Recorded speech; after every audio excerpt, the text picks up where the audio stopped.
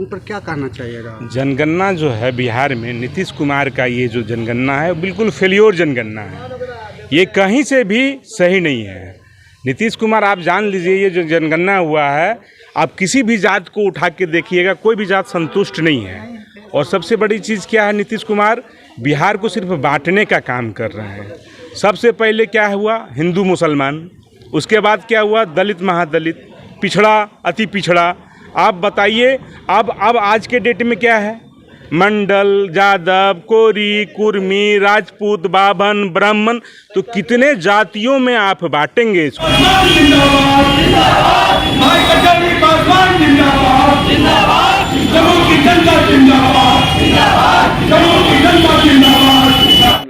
नमस्कार, आप देख रहे हैं हर्पल न्यूज़ इंडिया बिहार और आज हम जम्मू जिला के मुख्यालय में हैं और आज लोजपा पार्टी के कार्यकर्ताओं ने कुछ धरना प्रदर्शन किए सैकड़ों संख्या में। आइए उससे हम बात करना चाहेंगे कि क्या धरना प्रदर्शन के माध्यम से इन लोगों की क्या मांग है और क्या विरोध करना चाहते हैं।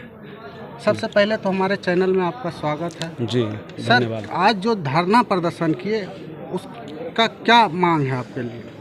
मांग यही है कि जनता को इस जाति गणना पर अविश्वास है। कोई भी जातियां संतुष्ट नहीं है। जिनकी संख्या ज़्यादा बताई गई है उनको भी शंका है कि हम और ज़्यादा हैं, जिसका कम आया है उनको लगता है कि हम ज़्यादा थे। तो जैसे कि अविश्वास अगर किसी सरकार के प्रति होता है विधानसभा में या लोकसभा में, तो एक वोट से भी सरकार गिर जाती है। तो जनता इतनी बड़ी संख्या में 13 करोड़ की आबादी में अगर जातियाँ अविश्वास व्यक्त कर रही हैं, तो इस अविश्वास को सरकार का कर्तव्य बनता है कि आप उसको दूर करें और एक ऑथेंटिक, एक प्रामाणिक जनगणना करवाएं जो जनता को इसमें भरोसा जगे कि हाँ, ये जनगणना सही है। क्या लगता है अभी जो आप बताएं कि बिना जाने किसी को व्यक्तिगत कोई किसी को पता नहीं चला और जनगणना कर दिए बिहार सरकार ने, क्या कितना सही और कितना गलत हो सकता है? ये बिल्कुल सही है। ऐसा कोई नहीं कह सकता कि जनगणना पूरी तरह से गलत होगी, लेकिन आनन फानन में और एक पॉलिटिकल मुद्दा बनाने के लिए, क्योंकि इनके पास कोई मुद्दे बचे नहीं है। विकास इन्होंने बिहार का किया नहीं, सामाजिक न्याय ये 35 साल में ला नहीं सके, जातियों का उत्थान ये कर नहीं सके। बिहार में शिक्षा के नाम पर, स्वास्थ्य के नाम पर, सिंचाई के नाम पर, रोजगार के आधार पर अगर इनकी तुलना होगी तो ये हर जगह फेल है। इसलिए इन्होंने जाति का शिगुफा जल्दी से जल्दी छोड़ने के लिए, क्रिएट करने के लिए ये मुद्दा उछाला है। बस कोई भी पढ़ा लिखा गंभीर आदमी इसको समझ सकता है। मतलब आपका कहना है कि बिहार में विकास की धारा नहीं बही है? मैं अपनी बात को संक्षेप में कहता हूँ, विकास की धारा कुछ नहीं बही है। अगर ये जाति गणना की बात करते हैं, मान लीजिए बिहार की जनता को 85% आरक्षण दे दिया जाए जिनको ज़रूरत है, और हम इसका समर्थन भी करते हैं। हमारे दिवंगत नेता रामविलास पासवान जी ने हमेशा यह मांग उठाई है कि जो बहुजन समाज है, जो बड़ा तबका है, उनको रिजर्वेशन दे करके मुख्य धारा में लाया जाए। लेकिन मुख्य धारा में लाने की एक समय सीमा भी होती है। 35-40 साल में आप नहीं ला सके, अब क्या लाएंगे आप? अब तो जातियाँ टूट रही हैं। आप पंजाब हरियाणा में जाएँ, वहाँ करोड़ों की संख्या में इंटरकास्ट मैरिजेज हो रहे हैं। आप महाराष्ट्र में जाइए, वहाँ की 65-70% आबादी नगरीय आबादी हो गई है, शहर की आबादी। अब शहरी आबादी, भारत में 100 स्मार्ट सिटीज़ बनने की बात हो रही है। भारत चांद मंगल पर जा रहा है और आप जातियों को बनाने की बात कर रहे हैं। खुद जो शीर्ष नेता हैं उनके परिवारों में इंटरकास्ट मैरिजेज हो रहे हैं और हम इसका स्वागत भी करते हैं, समर्थन भी करते हैं। जब आप अपने घरों में जातियाँ तोड़ रहे हैं तो जनता को बेवकूफ़ बनाने के लिए आप क्यों जातियों में उनको बांटे रखना चाहते हैं? अब जातियाँ टूटने का समय है। मान लीजिए आपने 85% रिजर्वेशन दे दिया। बिहार में 5 वर्षों में 1 लाख से ज़्यादा सरकारी नौकरियाँ सृजित नहीं हो सकती और 50 लाख नौजवान हर 5 साल में तैयार हो जाएंगे नौकरी लेने के लिए। तो बाकी जो 49 लाख है उनके लिए आपकी क्या योजना है? आपने बिहार को पिछले 35 सालों में एक मूर्खों का, और मैं कहता हूँ अधपढ़ुओं का फौज खड़ा कर दिया बिहार में। कहना गांव देहात में कहावत है, अधपढ़ुआ जान लेता है। वो बहस करेगा, कुतर्क करेगा, वो न्यायपूर्ण और वैज्ञानिक दृष्टिकोण से तर्क नहीं करेगा, वो कुतर्क करेगा। अपनी बात को सच साबित करने के लिए आपसे बहस करेगा, आपसे उलझेगा, जातीय आधार पर, नस्ली आधार पर, धर्म के आधार पर। तो बिहार को आपने एक शिक्षित प्रदेश बनने नहीं दिया। अगर 20-30 वर्षों में शिक्षा पर ही सिर्फ ध्यान दिया गया होता तो ये जातिवाद मिट गया होता और समानता की दिशा में हम लोग बढ़ चुके होते। धन्यवाद। आपका सर शुभ नाम? मैं अरविंद कुमार, मुझे लोग प्यार से बंटी कहते हैं। मैं जिला युवा अध्यक्ष जमुई। देखिए, और भी यहाँ कुछ कार्यकर्ता है, उनसे हम जानना चाहेंगे कि भैया आज जो ये जनगणना हुआ है उन पर क्या कहना चाहिएगा? जनगणना जो है बिहार में, नीतीश कुमार का ये जो जनगणना है बिल्कुल फेल्योर जनगणना है। ये कहीं से भी सही नहीं है।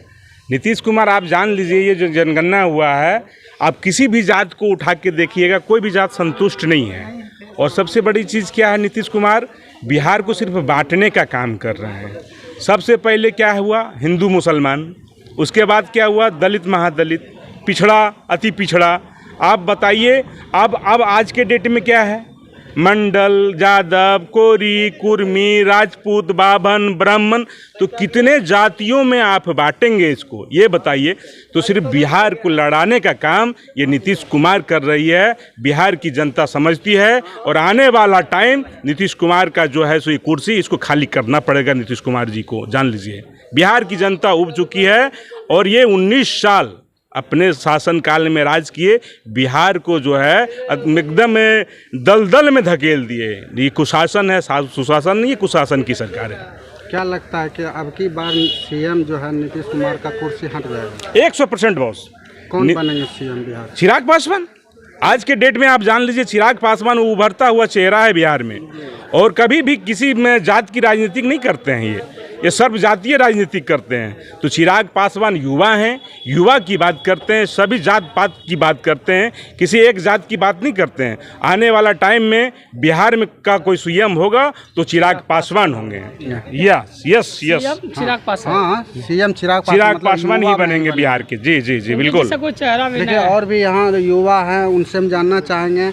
अभी आपका कुछ बात सुने थे कि बिहार पुलिस का वैकेंसी वो नहीं करा पाए, तो क्या उस पर क्या कहना चाहते हैं आप? कहने को तो बहुत कुछ है, पर ज़्यादा हम बोल नहीं सकते, क्योंकि नीतीश कुमार के शासनकाल में जो है जितना भी होता है एग्ज़ाम, कहीं ना कहीं हमेशा ऐसा ही होता है, कभी लीकेज हो जाता है। आज देखिए, नालंदा ज़िला एक ऐसा ज़िला है, वहाँ पे बहुत बड़ा स्टेडियम है, वहाँ पे जो पर्सन बिहार में सबसे ज़्यादा नालंदा ज़िला में है कहीं ना कहीं। इसलिए ये मुख्यमंत्री नीतीश कुमार और उर्फ पलटू चाचा को यही कहना चाहेंगे कि आपसे अब बिहार नहीं संभल रहे, इसलिए आप युवा लोग को सौंप दीजिए अपने हाथ में।